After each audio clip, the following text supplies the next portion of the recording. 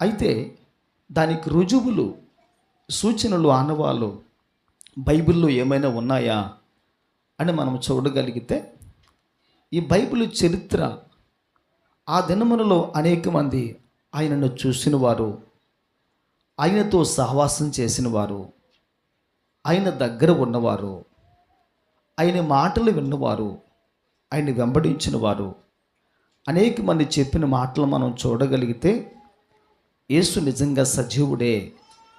ఆయన మరణాన్ని జయించి లేచాడు. ఆయన మరణం, లోకం, పాపం, శరీరం, తన ముందు అన్నీ కూడా వాడిపోయాయి.